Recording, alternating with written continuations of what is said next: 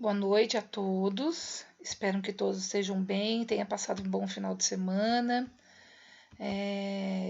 Dando aula então de segunda-feira, né? Com a data do dia 30/3. Nós vamos estar dando continuidade à nossa matéria de ética.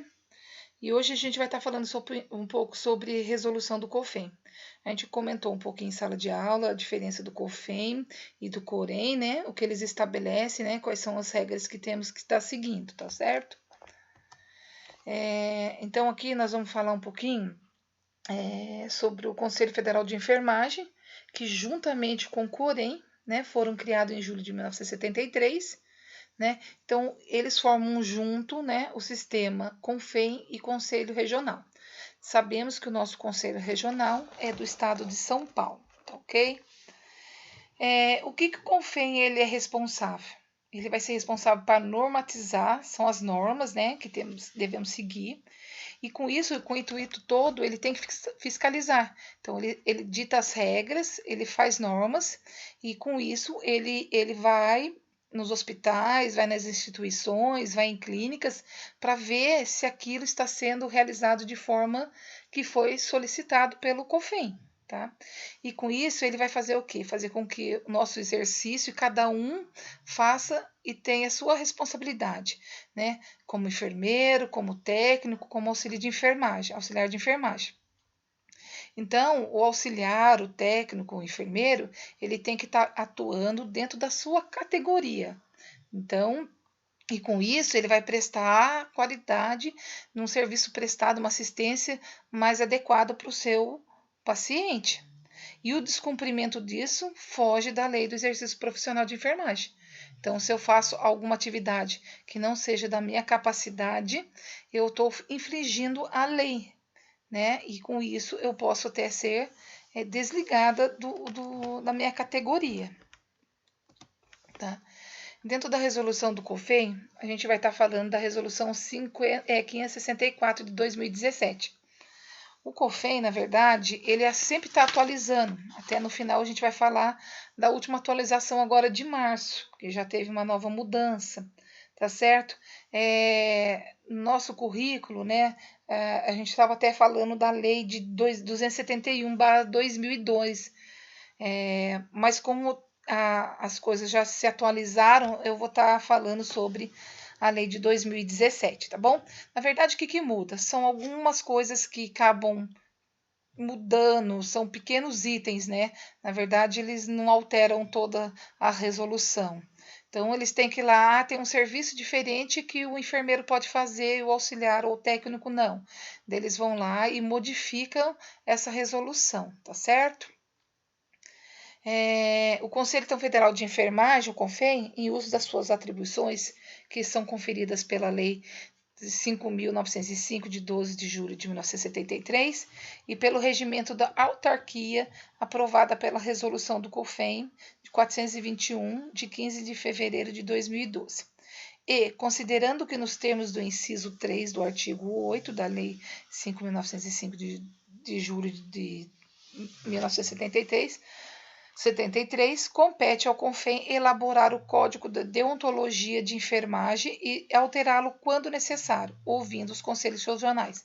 Então, como eu disse, quando tem alguma mudança, seja em alguma atividade durante uma assistência prestada ao paciente, ele, junto com o conselho regional, eles mudam as normas. Então, eles fazem uma nova resolução, fazendo uma nova lei, tá certo? E daí, com isso, ele vai mudando o ano, o mês, dependendo do que foi mudado. Até, não sei se eu comentei agora no slide na frente, a gente já vai ter uma alteração agora em março, com a história do Covid, já tem uma nova resolução para a equipe de enfermagem. Tá. Falando aqui, o Conselho Federal de Enfermagem, ao revisar o Código de Ética dos Profissionais de Enfermagem, norteou seus princípios fundamentais para a conduta profissional e considera que a enfermagem é uma ciência, é uma arte e uma prática social indispensável à organização e funcionamento do serviço da saúde. Nossa, é bem dito, né? A gente falar, né, que a nossa a nossa categoria, né, a arte de cuidar, certo? A gente tem totalmente responsabilidade de promover a saúde ao paciente com qualidade. Temos que ter responsabilidade a promoção e a restauração da saúde, a prevenção de agravos de doenças e alívios de sofrimento, proporcionando então cuidados à pessoa, à família e à coletividade. Então a gente não só cuida do paciente, a gente também cuida da família, daqueles que convivem com o paciente, tá certo? E também saber trabalhar com a coletividade, com a equipe multidisciplinar.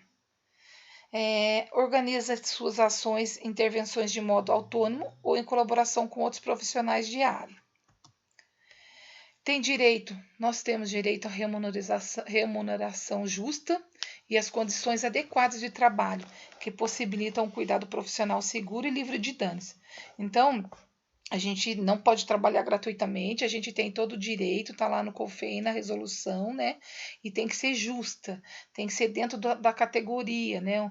O salário digno da categoria, tá certo, pessoal?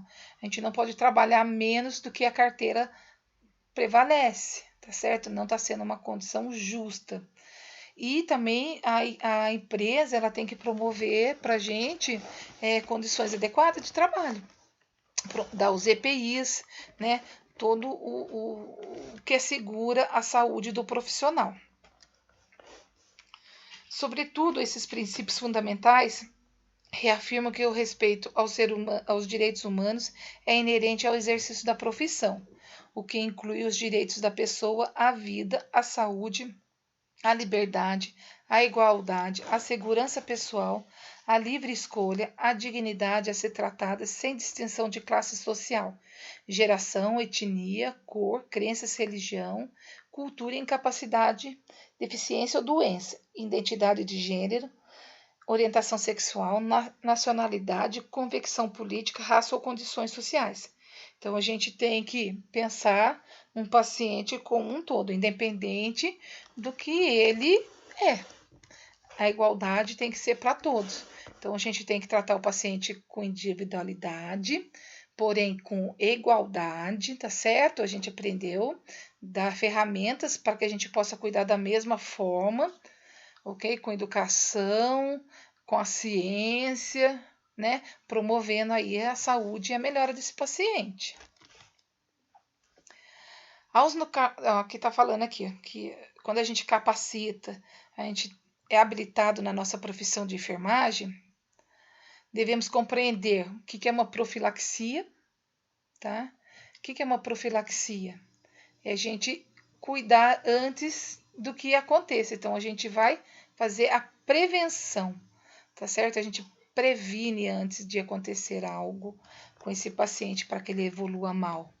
Né? A gente vai prestar uma assistência curativa, é quando o paciente está doente em si e eu preciso fazer todas as coisas para que ele possa melhorar. Então, eu tenho que medicar, eu tenho que realizar um curativo, eu tenho que fazer uma administração medicamentosa endovenosa, eu preciso oferecer dieta para esse paciente. Então, isso é uma assistência curativa, né? Paliativa. Paliativa é quando a gente pensa num paciente que ele já não tem prognóstico, ele já está no estado em que ele não tem cura com os medicamentos, né? Mas ele precisa de ser tratado da mesma forma, né? Ele precisa ser medicado para dor, ele precisa realizar um banho, ele precisa que alguém vire ele no leito, né? Então a gente tem que cuidar desse paciente na melhor maneira digna, para que esse paciente, dentro das condições dele, ele não sofra tanto, tá certo? Reabilitação, a gente já pensa aqui então na parte de exercício físico, movimentação, sentar esse paciente, fazer movimentos passivos e ativos com esse paciente, né? A enfermagem também trabalha com a pesquisa e educação continuada. Aqui já vai entrar mais na questão, né? Quando a gente faz um curso, a gente pode estar aperfeiçoando com pesquisas, né? Se envolvendo em equipes, né? Educação continuada. Se você não é um enfermeiro, né? Não é um enfermeiro que está promovendo essa educação continuada, o auxiliar técnico tem que ser um bom ouvinte, né? O que é essa educação continuada? É um enfermeiro ou alguém da equipe multidisciplinar, dar orientações, ou até mesmo mudança de alguma técnica, né? Então precisa estar sempre atualizado. Então, para a gente ser capacitado, né? A gente precisa sempre estar evoluindo. Né? Então, a educação continuada ela vai ser bem-vinda para que a gente aperfeiçoe o nosso conhecimento técnico científico, tá certo? E, logicamente, a prática. Somos prestadores de serviço, tendo como foco, então, o cliente, né? Então, nosso foco maior cliente, porém, esse paciente ele tem uma família, a gente também precisa saber como conviver com a família desse paciente que vai estar estressado, vai estar cheio de dúvidas, então a gente tem que ter um bom relacionamento com eles e acalmá-los da melhor maneira possível. Né? Aqui a gente também tem que pensar que a gente tem que trabalhar em equipe multidisciplinar, né? Não só a enfermagem, mas aqueles que convivem no trabalho junto com a gente.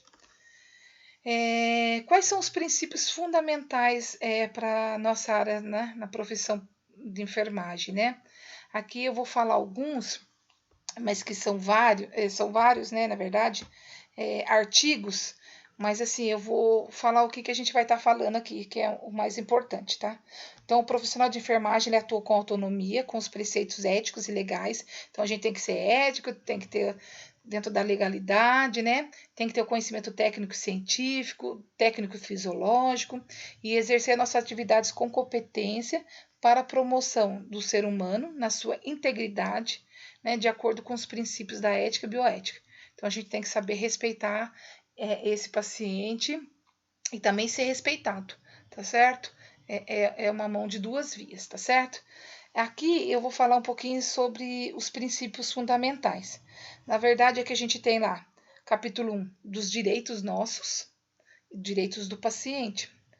Tem do capítulo 2, dos deveres nossos e do paciente. Do capítulo 3, das proibições. Do capítulo 4, das inflações e penalidade. E do capítulo 5, das aplicações de penalidades. Cada capítulo desse tem inúmeros artigos. Inclusive, eu vou estar orientando aqui vocês, eu vou passar pelo grupo, que a gente vai fazer um exercício que vocês vão estar enviando para mim por e-mail, onde vocês vão fazer 5 artigos de cada item desses princípios fundamentais. Então, assim, o capítulo 1, 2, 3, 4 e 5. Dentro de cada um deles tem os artigos. Eu quero que vocês peguem o que é mais importante, o que vocês mais se identificaram, e vão fazer um trabalho para poder entregar para mim via e-mail, tá certo? Para a conclusão da nossa matéria, ok? Mas mais para frente, mais para frente não. Amanhã já estou disponibilizando lá para a representante da sala, que é a Bia, né? Como deve ser realizado para vocês me entregarem.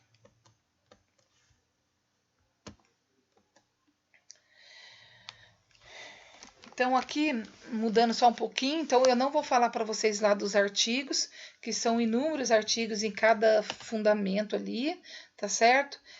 Senão vai ficar muito extenso e cansativo, né? E com isso, vou fazer com que vocês busquem, né? E leiam esses artigos que está lá dentro do Código de Ética do CONFEM. É só vocês entrarem lá no site do CONFEM que vocês retiram todos esses artigos. Então, vocês vão pegar os 5 principais. Vamos falar um pouquinho aqui de iatrogenias no exercício da enfermagem. O que é isso, pessoal? Iatrogenias. Iatrogenias são as práticas que a gente realiza, tá certo? O envolvimento que a gente faz com o paciente. São os nossos pensamentos, os nossos atos. Então, quando a gente falha, a gente pode ter alguns problemas com isso. E isso levar a uma penalidade, isso levar a cassação do nosso corém, tá certo? Quais são as iatrogenias no nosso exercício? Quando a gente falha com o paciente, a gente não faz um acolhimento, a gente não trata o paciente com educação, a gente não identifica que esse paciente ele precisa ser atendido primeiro do que o outro, tá certo? Deixa passar o outro na frente porque é conhecido. Então, a falta desse acolhimento ao paciente é uma falha nossa da enfermagem, é um ato impensável, tá certo? Que pode dar problemas para a gente. Demora no atendimento e organização do técnico e da equipe de enfermagem, né? Quando uma equipe é muito bagunçada, não consegue se organizar, atrasa nos horários de medicamento, né? Na realização de banhos, né? Também falta de cuidado com os instrumentos, desperdício de material, técnica de manuseio de material, né?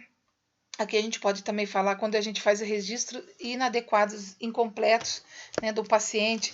Se eu preciso lá marcar que o paciente tomou banho em tal hora, então isso é importante, né? Porque a família pode falar que o paciente não tomou banho, então tem que estar lá marcado bonitinho. Vocês vão aprender lá na anotação de enfermagem o quanto isso é importante, né?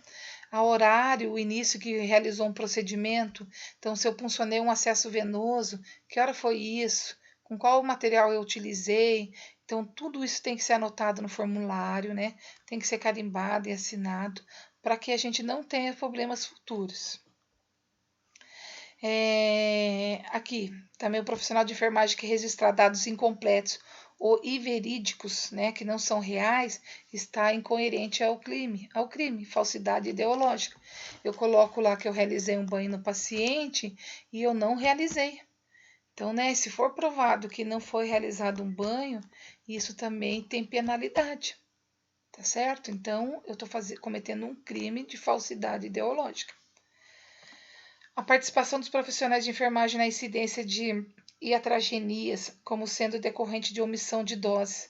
Então, né, vai administrar um medicamento, não faz de forma adequada, dá uma miligrama inadequada do medicamento, ou ele erra a via de administração, né, e se ele não comunica o órgão responsável, o enfermeiro, o médico, ele também está cometendo um crime.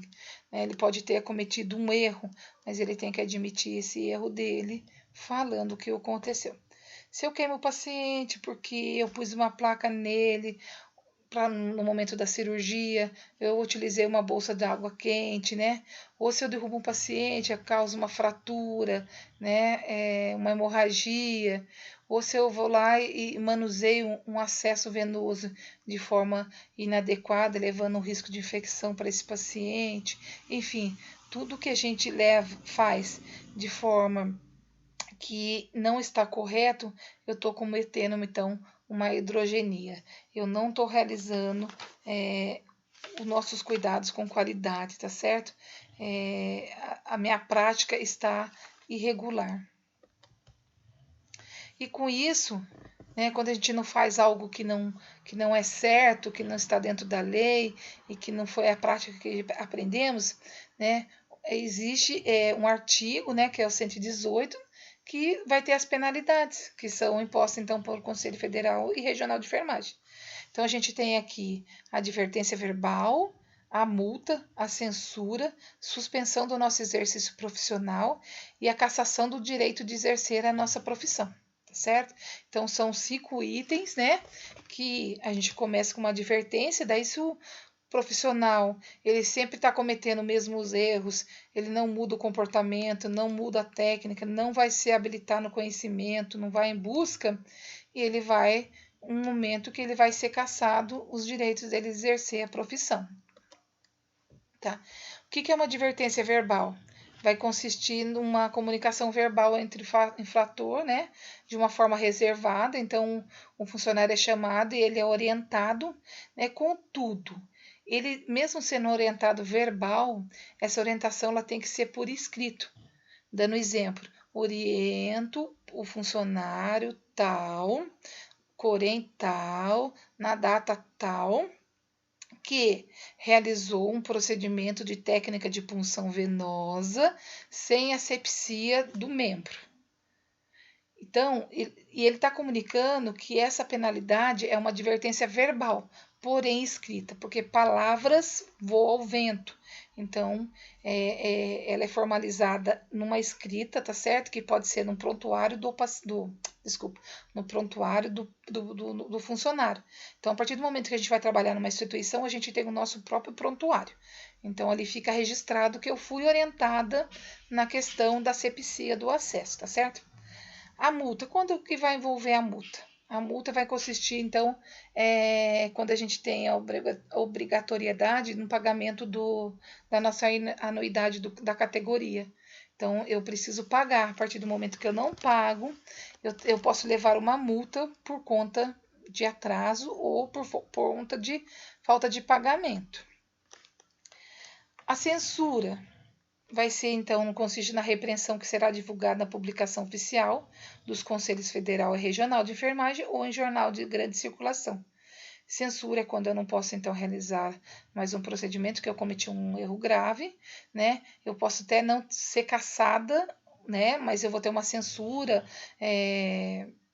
de alguns meses, alguns dias de suspensão, tá certo?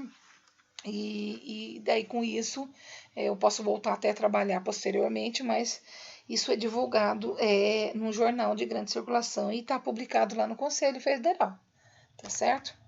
A suspensão. A suspensão consiste na proibição do exercício profissional de enfermagem por um período não superior a 29 dias, né? Então, diferente da censura, que pode ser alguns dias, né? Mas também a suspensão ela não pode passar de 29 dias, tá certo? Também tem que ser publicada no Conselho Federal e no Regional de Enfermagem, e também vai para grandes jornais de circulação comunicado aos órgãos empregados.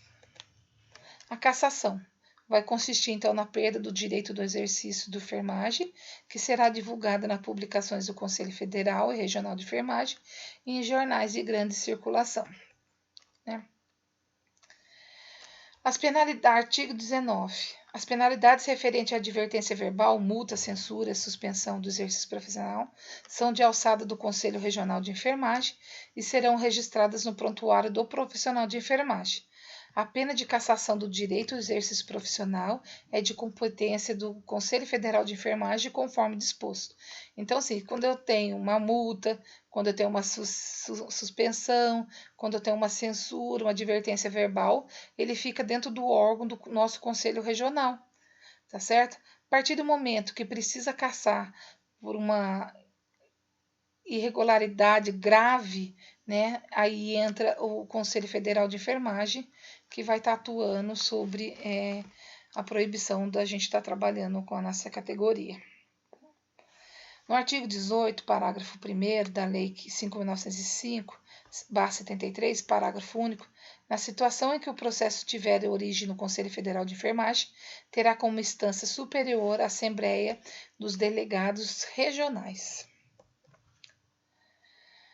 Aqui, ó, comentando só até para finalizar, a resolução do COFEM, eu falei que ele pode mudar a qualquer momento, né? Pode ter novas alterações, e agora a gente teve em março, na verdade acho que a gente teve umas 4 alterações esse mês, tá? Em que fala, além do Covid, e algumas outras coisas que eu li lá, que fala de enfermagem durante a hemoterapia, mas que não vem o caso. O que a gente vai estar falando aqui? Que essa alteração deu no número 634/2020, que autoriza e normatiza, né, o plenário do COFEM a teleconsulta de enfermagem como forma de combate à pandemia provocada pelo novo coronavírus, mediante a consulta, esclarecimento, encaminhamentos e orientações com o uso de meios tecnológicos e da providências. Então, aqui, a enfermagem ela pode orientar, né, hoje as pessoas como realizar uma higienização das mãos, quem eles devem procurar, né, quais são os sintomas que eles devem estar sentindo.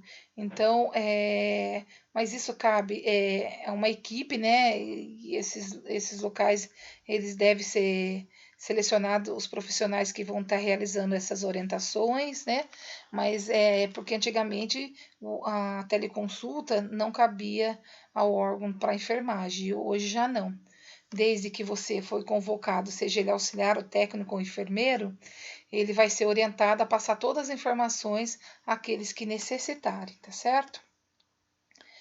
E também fala lá no CONFEM, nessa nova lei, que tem recomendações gerais para o preparo da equipe de enfermagem. Além de tudo, foi liberado pelo CONFEM, né, porque antigamente não poderia, no mesmo serviço, no mesmo local de serviço, trabalhar por 24 horas. Né? Com a pandemia, hoje, o CONFEM ele está liberando 24 horas, né? Um trabalho de 24 horas com descanso de 12 horas, tá certo? Isso não acontecia em outras leis, tá certo? Pode ser que, se Deus quiser, né, futuramente isso acabe, nessa pandemia, e a lei proíba de novo fazer 24 horas no mesmo serviço, tá certo? Bom, umas recomendações gerais aqui.